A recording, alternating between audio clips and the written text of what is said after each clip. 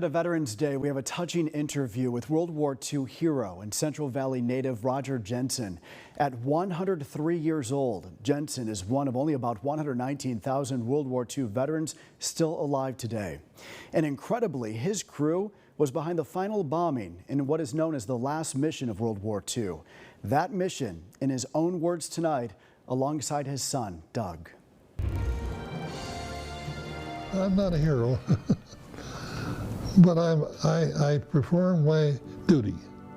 And we should be grateful, and are grateful.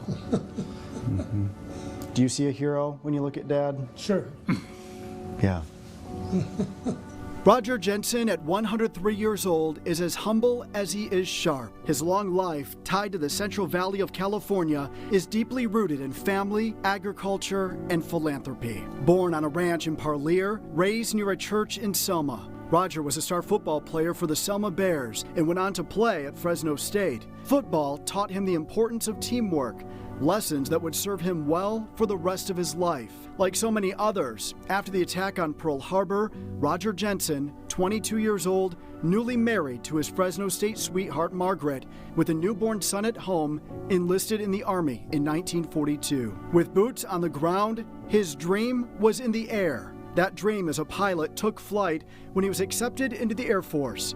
He eventually landed on a team with the 315th Bomb Wing and was sent off to Guam.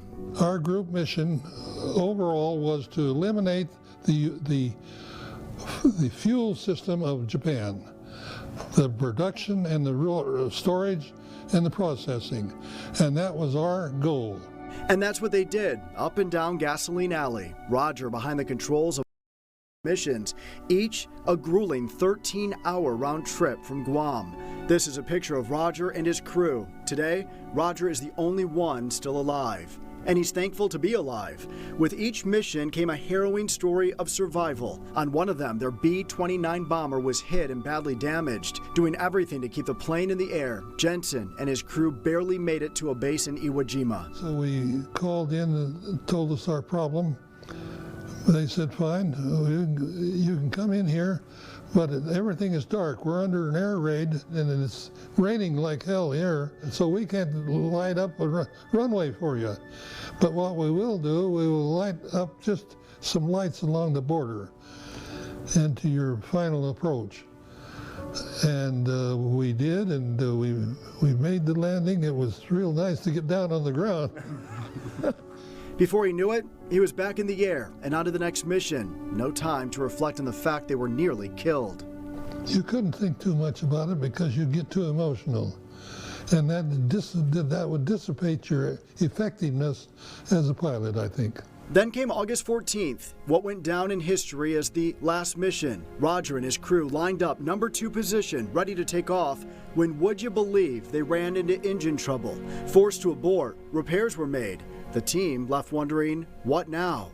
We asked, what do we do? And they said, it's up to you. You can go or you can stay. It's up to you to decide. And we decided that we wanted to join the rest of the group.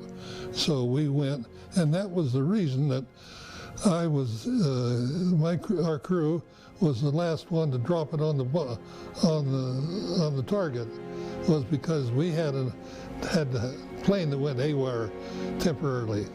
And it was within about 30 minutes or an hour after we dropped our bomb that the message that we received was that World War II was over, that we had received unconditional surrender from our enemy.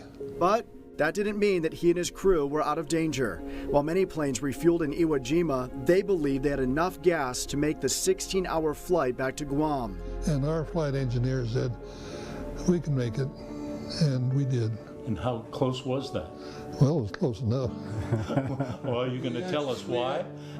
We actually did have one engine cough out on as we were taxiing back to our stand after landing, so we didn't have much fuel left. From Guam, Roger Jensen was headed home. Another 17 hours before he could reunite with his family, eagerly awaiting his return at Major Field in Sacramento. It was a very big thing for him to come back and go with my mother and then meet him in Sacramento when they flew back to the States at Mather Field, and sit in the pilot seat. My first human memory is sitting in his seat. Wow, at what age was that? 3. Wow. A long time ago. Yeah. An unforgettable moment burned into Doug's memory, an admiration of his father that would build an incredible bond for many decades to come. What does he mean to you? Well, an awful lot. And that's mutual. Oh, the relationship between the two of them is so special, and if this story can't get more incredible than this, he also saw from the air the mushroom cloud of the second atomic bomb known as Little Boy. He tells me he knew that was a sign that the war was coming to an end. Tonight we showed you Roger's impact on his country, but his story does not stop there. In fact, it's just getting started. Tomorrow night at 6, I will show you Roger's impact on his community, how he created jobs in ag here in the Central Valley, and his incredible gift to Fresno State that will help generations to come. That's tomorrow night at 6.